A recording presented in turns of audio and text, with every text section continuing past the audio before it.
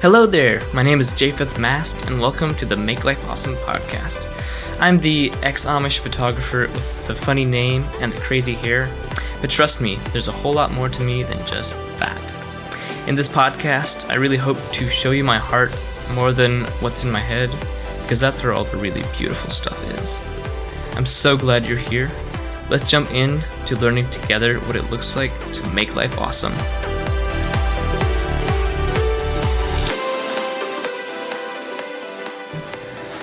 Well, I've heard of anyone who's died from hello. sickness. Hello humans. Welcome to the podcast. Paging all earthlings. Yes, my little friends. Welcome to another episode of the show. And I'm here with Miss Shannon Roberts. Yes. That was her voice. Yeah, that was my voice. This is her voice. Sorry, I'll try to speak up. Now you know. Now that'll help you distinguish who's talking. Because you heard her voice and it doesn't sound like mine. Necessary to... people would have been confused. You know? Yeah. For sure. If you could see me, I'm sipping some sweet and spicy tea in a bright red mug that I got in Switzerland. It tastes extra delicious in this mug. But anyways, that was a lovely start. So Shannon, tell me like a couple of minutes, your story, whatever you want to share, just who you are, where you're at in life right now, a couple things you're passionate about. Go. In 2 minutes.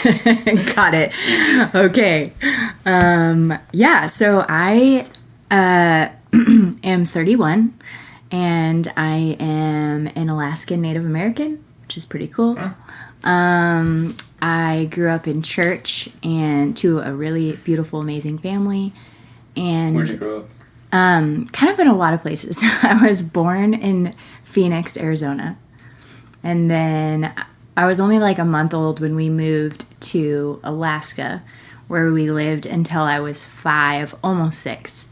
And then we moved to Seattle, and that's where I've lived most of my life. I spent 4 years in Stockton, California for Bible college, and I lived in Taiwan for like 6 months when I was 9. Just the usual. Yeah, so I've kind of been all over the place. I've always been really creative and musical, and so I was involved in like plays and choirs and stuff growing up, and then started writing songs and playing music when I was about 18. Fast forward to a couple years ago, I moved to Redding, California to go to BSSM. That's here. And here we are, going into my 3rd year of BSSM, which is wild. Crazy. That was lovely. Great job. So I want to talk about, you did this monologue / spoken word called The Missing Piece a couple months ago that I got to film and be a part of, and it was really beautiful. And I'll put a link to the video in the show notes, so just go to my website and go to the podcast page and you'll find it. But and listen to it. It's really good. I made it. Personal plug. But I want to talk into that. So can you share what that is and why you wanted to do that, and maybe a little bit of your journey of that, the story of why you made that? Growing up, I really struggled to see my own value, I would say. I definitely, even though I loved music, I loved singing, I didn't think that I was any good at it. I didn't think that I had a good voice. I thought that I wasn't any good at it. I just didn't think I was a good singer. But there was just always this feeling of just feeling very inferior, feeling very less than everyone around me. And I would be, because of always being surrounded by musical people, I was always surrounded by people who were really gifted, like truly amazing at what they did. And so I just always believed that I wasn't as good as everyone else. And so I think that really held me back in a lot of ways, because I knew that there was a gifting and a longing inside of me to do these things. It took a long time. It was like a journey of just finally coming to terms with the gifting that God had given me and deciding in myself, like, God has gifted me to do this, and I believe that I have a beautiful voice. I believe that whatever's inside of me isn't just beautiful because God uses it, it's beautiful because of what it sounds like. And so I think that translated to more than just singing. It was like, just in life, I had held back a lot in just not speaking out or not fully being myself. In a lot of ways, I would let situations steal my voice from me and make decisions for me and define who I was. And it was just this building of in myself of deciding, like, no, this is what I'm going to believe. Like, this is the truth that I'm going to believe about myself. And, yeah, so I would say that it came from that. Wow. That's really cool. It sounds like, and I think a lot of people can relate to your story, this thing of feeling small and powerless, and like we don't have a voice, we don't matter, and just kind of going through life, living afraid and not living up to our potential, our like full potential. Mm-hmm. And so you talk about, you know, changing what you believe. Do you have anything else to say about that journey? Like any practical steps, any practical things that you did, or something you pursued that helped you come out of that into freedom and into who you are today? Yeah, I would say that one of the things that I really learned to start doing was just listening to how I was talking about myself. That's a huge thing. I mean, self-talk. I mean, it's actually crazy how harsh we can be with ourselves, and I knew that I would never be able to be free from this if I didn't change the way that I was talking to myself. Like, no one could give me enough compliments. No one could affirm me enough. No one could, not even like God could be enough to change that. I had to believe that I had something to give, and that what I had was beautiful. So I would say that's a pretty big thing. That it's not like I've climbed the mountain of self-talk and I'm like like perfect at this now. It's actually something that I feel like I will be going after for the rest of my life, as far as always keeping tabs with myself, always making sure that that's a value that I carry in life, to talk to myself well and to be kind to who I like, that my heart. And yeah, so I would say that's a pretty big thing that I do. Yeah, I think that's really good, by the way. I love that. I think a lot of us aren't even aware of how we're talking to ourselves. Mm-hmm. You know, it's like this quiet voice in the back of our heads that's kind of actually running our lives, and we're not even aware of how negative it is. And, you know, someone said, you know, if you talk to a friend the way you talk to yourself, would you want to be friends with that person? Yeah, that's good. And I think that's like a good perspective. Yeah. Like, how are we treating ourselves? Mm-hmm. And would we treat our best friend like that? Would we want anyone in the world to be treated like that? Like we treat ourselves? Yeah. I think I'm not sure about that. Be quiet. Shut up, Alexa. Totally interrupted my train of thought. Okay. No, I remember.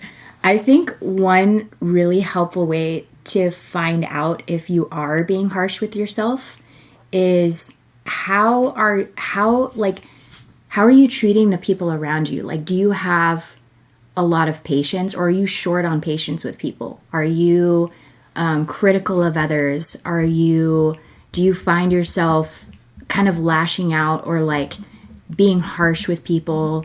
I know for me, that's a huge indicator. When I start losing patience and I start like snapping at people, or I start like exuding that kind of behavior, I stop and start looking inward, because all of that is coming out because of how I'm treating myself. It has nothing to do with the other person. It has to do with what I'm saying to myself. So I would say that's a huge thing that actually that happened to me near the end of second year. So just a few months ago, I just noticed that I was really short on patience. Not that I wasn't like a monster by any means. I could just tell that I was like not being the kindest to people around me. I had a lot of expectations on people that were kind of like way more than I should be expecting from people. And when I noticed that, I stopped and I started looking at how I was treating myself, and I realized that I had not even thought about my self-talk in months. And so because of that, because I wasn't something that I was like prioritizing or like going after, I had started retreating back into that really negative place where I was being so harsh on myself. I was punishing myself over everything. I was being super critical, and that was just reflecting to how I treat everyone else. So that's a really great indicator if you ever want to like stop and take tabs on how you're doing. Yeah. And that's really good, and I think it's a big part of this journey of wholeness and walking towards greater levels of freedom. Yeah. I think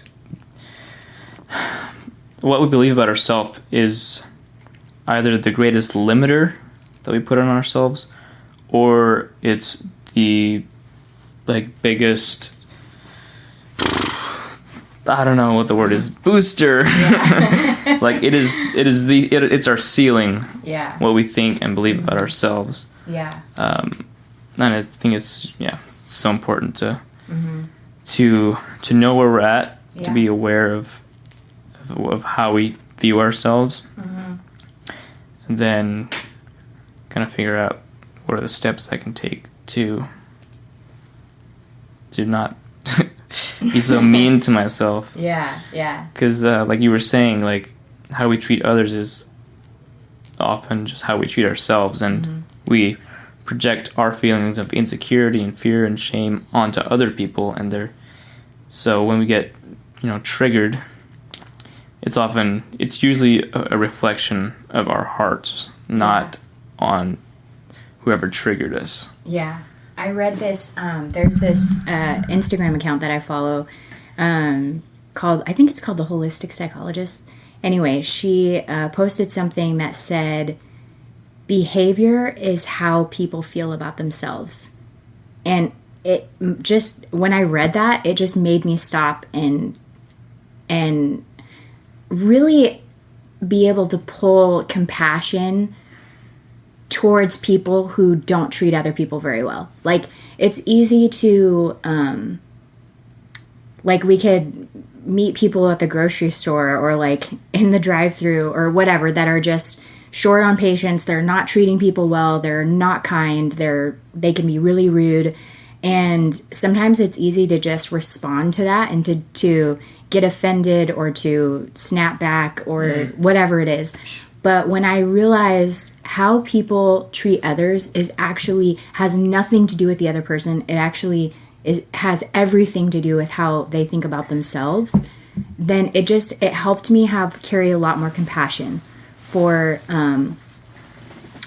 people that I meet in my life that I'm like, wow, that didn't feel great, or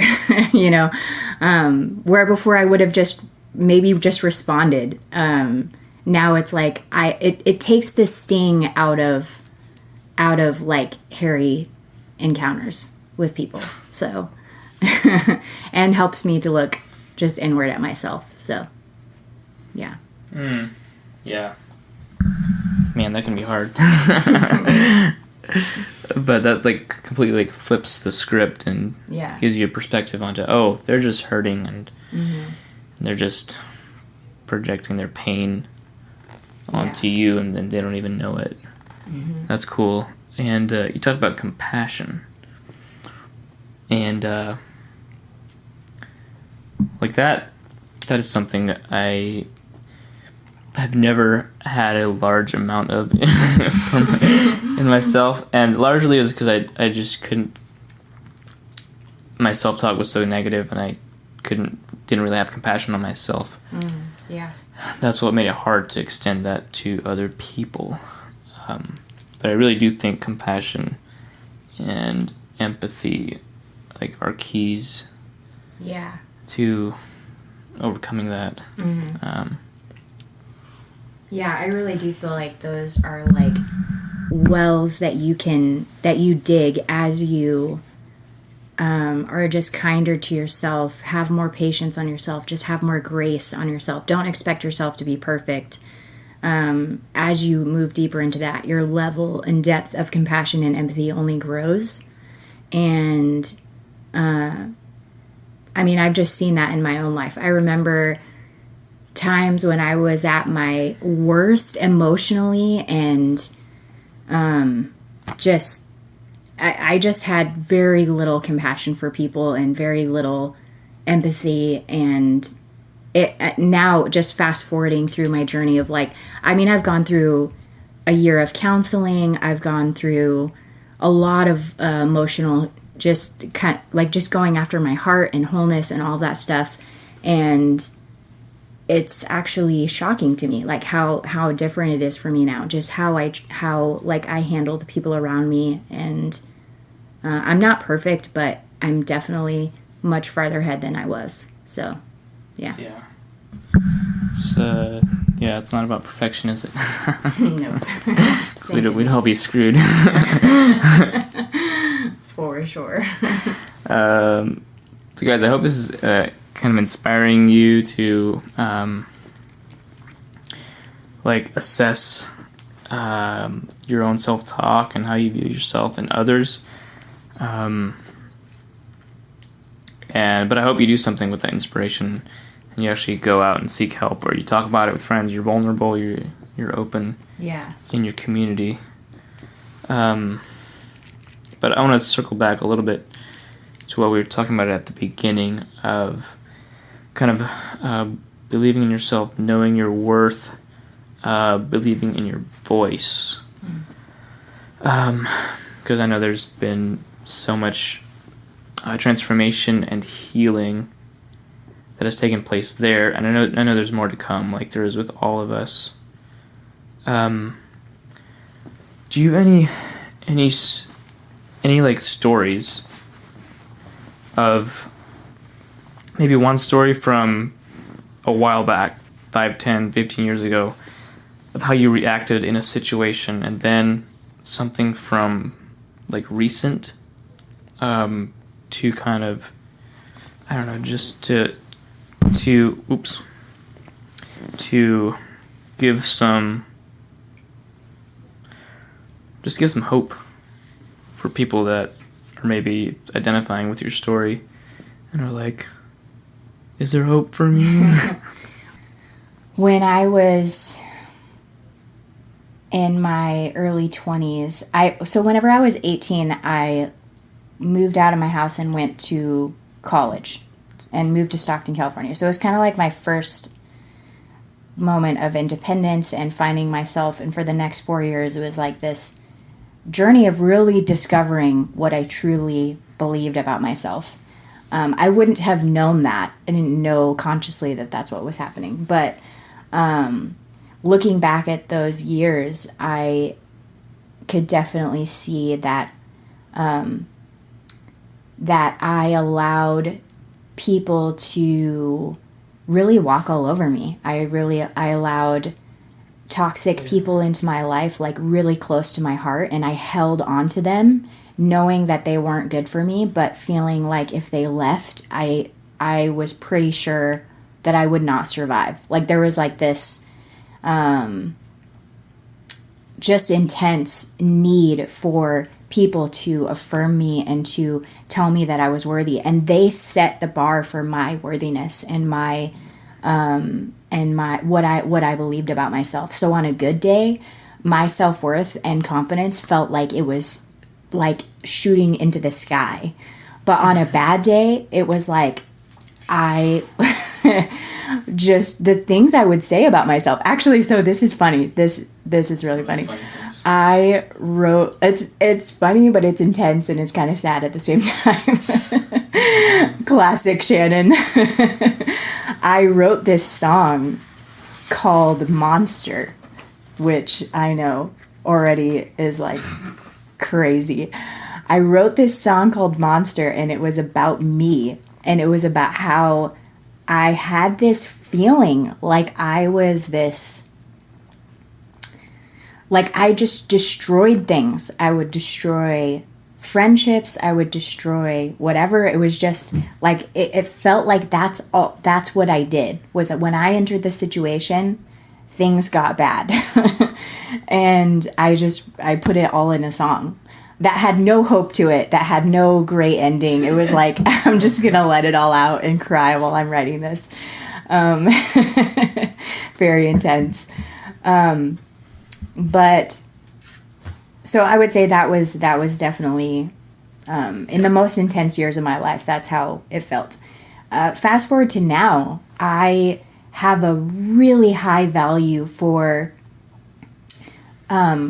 not just my yes in life, but my no. I'm really learning a lot about that. Like when I have a no in life, it's just as important as the things that I'm saying yes to. And I'm allowed, I have the power to say no to friendships that I don't feel like should go beyond a certain point. I have the right to define like what my life looks like. And before, where I felt so powerless and it felt like my life was out of control and it felt like I was just constantly riding this roller coaster that was up and down and all over the place. Now I feel secure and stable. Like my life is built on this foundation that will never change, and nothing can shake it, because I believe that I'm worthy. I believe that I'm just my beliefs about myself have changed so much, and so no one can shake that for me. I'm no longer giving my power away. I'm no longer letting other people decide for me like what my value is.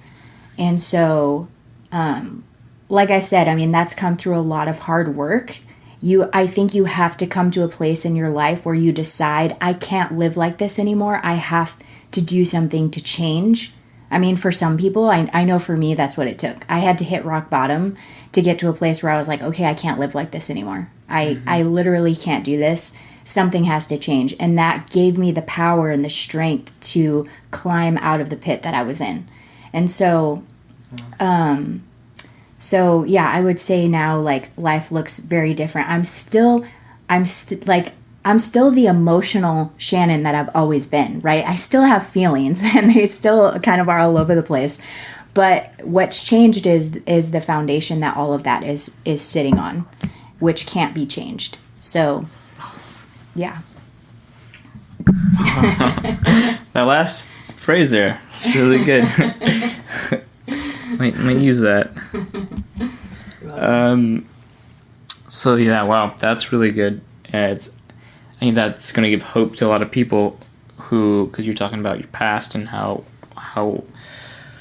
just negative and dark that was, and then today, I think that story is going to inspire people that like anybody can do it. Yeah, for sure. And yeah, that's just a beautiful picture of someone kind of taking their power back, and deciding that it doesn't lie with other people, that nobody controls you except you, and nobody gets to make you control how you feel. Nobody gets to make you feel a certain way, but that's like that's in your control. Yeah. It's really beautiful. Yeah.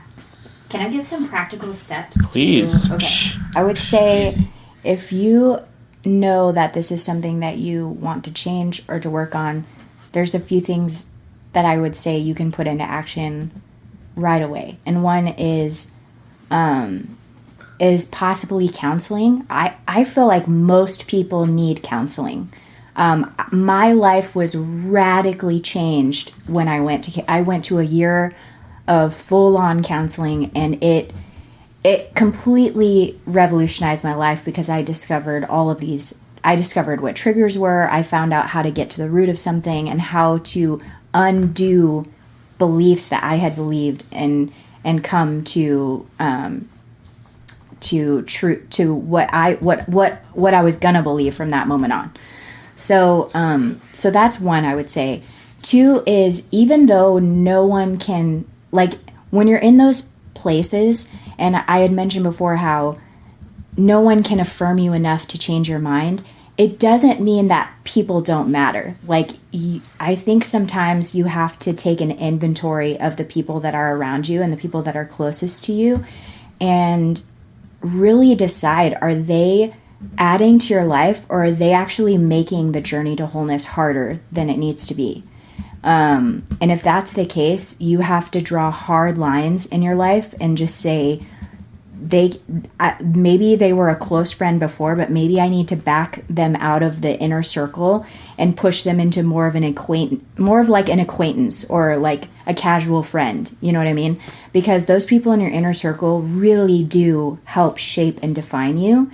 And so I would say, make sure you have people around you that are building you up, that are championing you in your journey, people that you feel safe to be vulnerable with, and they're not gonna put you down, but they're gonna be there and lift you up. And then the other thing I would say is just the kind of check-in of, like, how are you treating other people, because that really helps reflect on how you're treating yourself. So those are 3 things that I would say, practical steps. Damn, changed my life right there. Wow, that was incredible. Man, you could just sit on that for a while. And counseling. Yep, changes everything. It's not just for the weirdo, messed up people. It's for everyone. Yes. There's a line, show me your friends and I'll show you your future. Yeah. And because you go where the people who are closest to you are going. And some of us just need to kick some people out. Yep. That are just being toxic and taking us down. They're actually dragging us down. Mm-hmm. 'Cause even if we don't know it, whoever we're around is influencing us. Yeah. And it's like, well, I'm not going to hurt myself by being around these people, so maybe it's time to move them to a different level of relationship with me. Mm-hmm. Whew, okay. Well, I'm going to wrap it up. What are three songs that you've been loving lately? Pressure's on. Pressure is on. Well, I would say Taylor Swift's new album, Lover, is what I've been listening to a lot. It's really, there's a lot of really good songs on there. I was impressed. I mean, I'm always impressed by Taylor Swift. I will say I'm a hardcore fan, but I do love her new album. It's really hard to pick a favorite song because there's a lot of good ones on there. Music-wise, I don't know. I feel like that's pretty good. That's the only thing that's coming to my brain. That's like 18 songs. Yeah. So you're good there. I went above and beyond. I gave you 15 more songs. Yeah. Any books you've been reading recently that really impacted you? Yes. I'm actually reading right now Michelle Obama's memoir. It's called Becoming. And I'm not all the way through with it. I'm probably like a third into it. But it is so good. This book just made me have so much more respect for her as a person. I've gotten through the part where she meets Barack and the beginnings of their love story. So I've read through her childhood and just different things and what really shaped her into the person that she is. And what really impressed me about her is that from a young age, she always was others focused. And a lot of it had to do with her family and how they brought her up just to be very independent, but also strong in her voice. And so from a young age, she was speaking up for people. She was believing in others. And it's such a good book. I freaking love it. Yeah. Freaking love it. Well, there you have it, peoples. This is the end. It's come to this. The end. The end. Dramatic music plays in the background. Yes. Bye. Bye, everyone. It's been fun sharing my life with you. Thanks for listening to the podcast today. I would love if you would leave me a review on Apple Podcasts or your favorite podcasting platform, as it really does help the show out. You can find me on Instagram at Japheth Mast, that's spelled Japhethmast, or my website, japhethmast.com. Have an amazing week, and don't forget, make life awesome.